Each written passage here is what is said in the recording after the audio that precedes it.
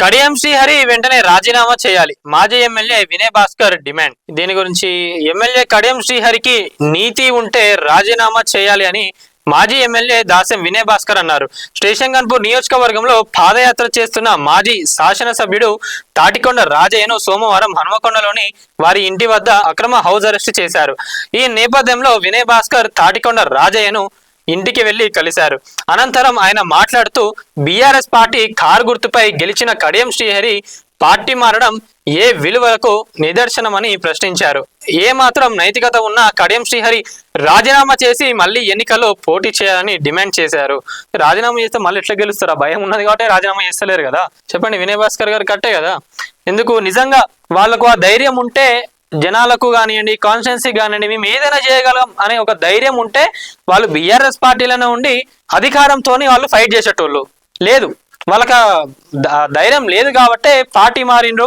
ఆస్తులను కానివ్వండి, ఇంకా దేని గురించి అయినా ఏదైనా కాపాడుకోవడానికి వాళ్ళు మారిండ్రు. ఇప్పుడు ఈ రోజు ఏమంటారు, ఏ పార్టీలో ఉంటే ఏమున్నది, ఎక్కడ ఉండాలో అక్కడనే ఉన్నాను కదా అని చెప్పి మాటలు మాట్లాడుతున్నారు.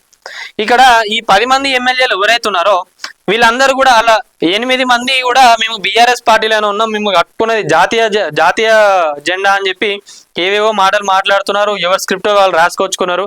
ఈడ ఇద్దరికి మాత్రం, ఎవరికి, కడియం శ్రీహరి గారికి ఉన్నాం, దానం నాగేందర్ గారికి, వీళ్ళిద్దరికి స్క్రిప్ట్ రాసుకునే ప్రసక్తే లేదు.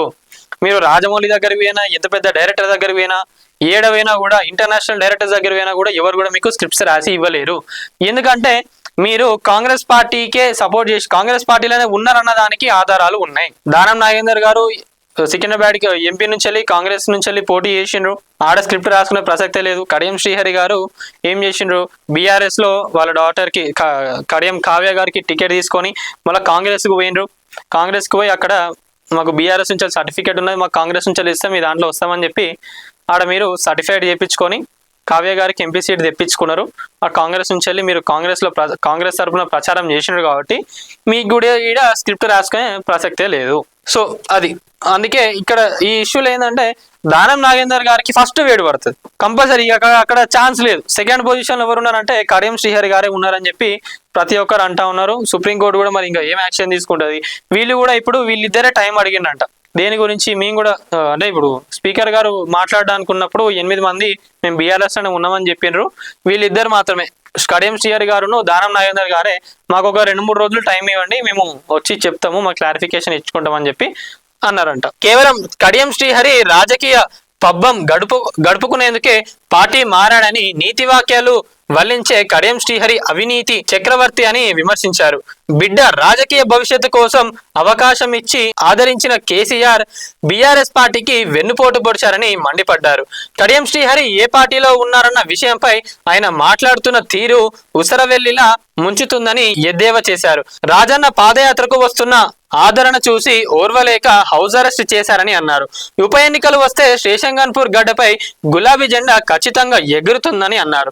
కడియం శ్రీహరి బూటకపు ఎన్కౌంటర్లు చేసిన నరరూప రాక్షసుడని విమర్శించారు. కాంగ్రెస్ ప్రభుత్వంపై ప్రజల్లో వ్యతిరేకత పెరుగుతుందని, ప్రజలు కేసీఆర్ బీఆర్ఎస్ పాలనను కోరుకుంటున్నారని అన్నారు.